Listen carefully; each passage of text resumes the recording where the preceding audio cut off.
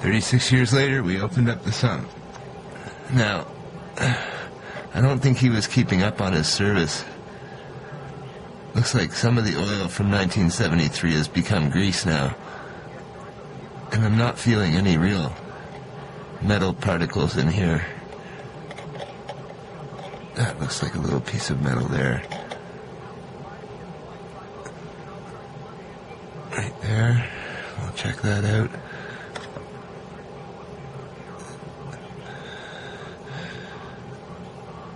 It's actually fiber, some kind of wood. So I'm not going to save this grease sludge here. I'm just going to push it into my toxic waste bucket. But not a lot of metal fragments, which is really good. It's a good sign. So we'll take off this glued on gasket there, paper gasket. And there's our sump. We'll wash that up. Now, we'll try to get some of the gasket off here, but it's going to be a pretty hard clean job. I'm going to wipe a bit of that area, and then I'm going to stick the camera in here because I can't see from where I am on the floor without my motorcycle stand, which is coming this week, I hope, or next week. A little bit of problem with that. We're using a small motorcycle jack from KMS Tools in Canada. I think it was about $30. So quite cheap, but we'll get some of this oil wiped off and then we'll put the camera up there and we'll see what we can see. Not drop the camera in the oil. And there is our goal right there, to take off that connecting rod there. Because we'll check the bush or the shims on there when we want to see if the wear has gone through the babbitt, I guess. So we want to take that rod out up there and check the shell bearings on it. And I don't see any damage from here, at least. So we've got the gas tank painted, and that's the inside of the motor. Get some more light on it there.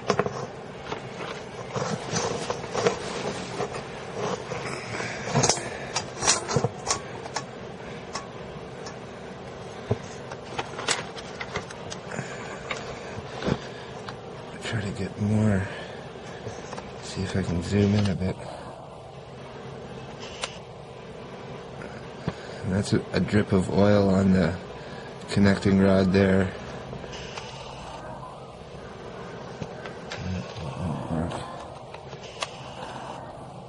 There we go. So, doesn't look too bad inside there.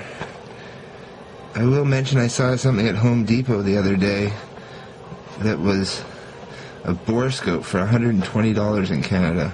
A Ryobi borescope. And it looks pretty nice for $120, that's for sure. So we don't see any rod casting damage really in here. We'll try to go around the other side.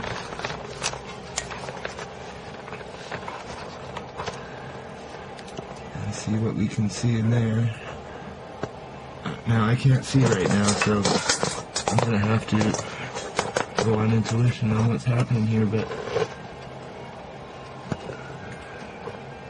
hopefully there's no more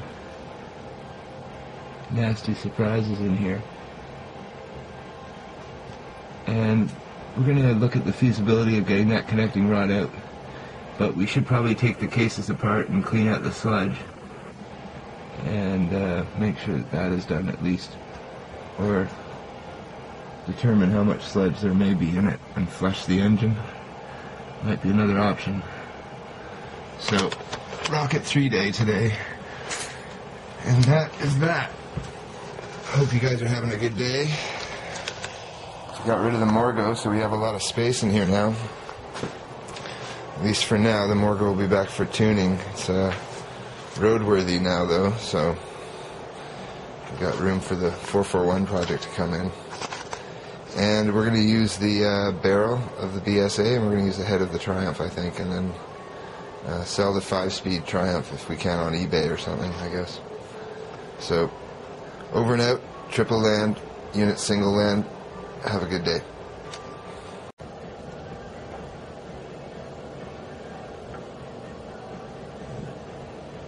Now, to some this is a bodge, but this is a long-term project. This is not going anywhere quick, so I might as well check out the shell bearing. 1/2-inch socket. Pretty basic. Every American kid would have in his toolbox.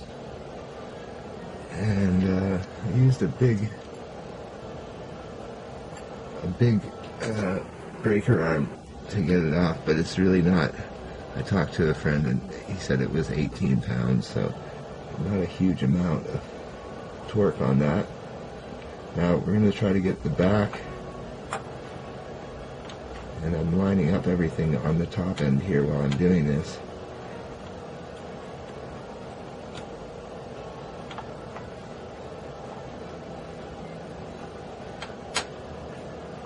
And now we're going to get the other nut in view, which I've loosened already. I hope you can get a picture of this. Try to move the camera over a bit, but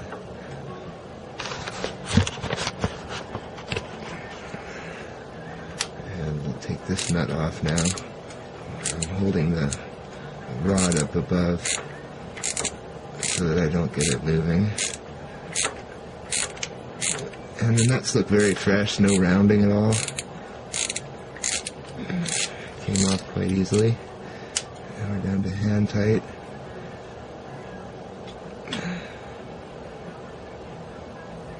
I was surprised there's no washers on these. I'm not sure if you're supposed to put washers on them, but I keep hearing these things are complicated, but look at that. That's like see-through kind of stuff. Anyways, shell condition is good.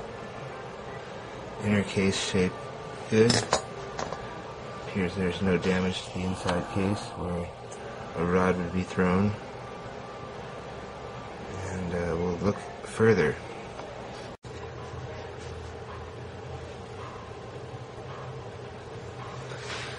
Okay, so we've got our rod here. Try to get some better light on that. And the shell bearing at the bottom, which is really 250 BSA technology, looks pretty clean. It doesn't. To be honest, I can see a little bit of brass showing through, perhaps, not copper. But if we wipe it up, let's see. Clean my hand first, of course. We'll wipe that off a bit.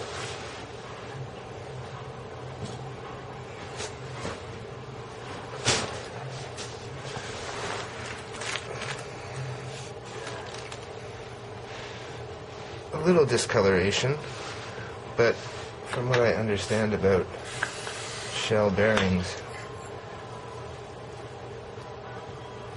you would see a little bit more wear than just that one center point there.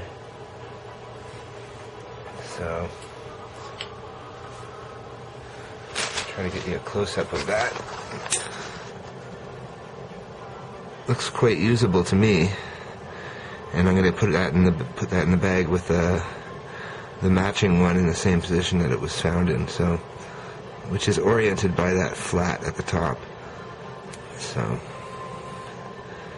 this rod looks to be in good shape. This is the BSA rod.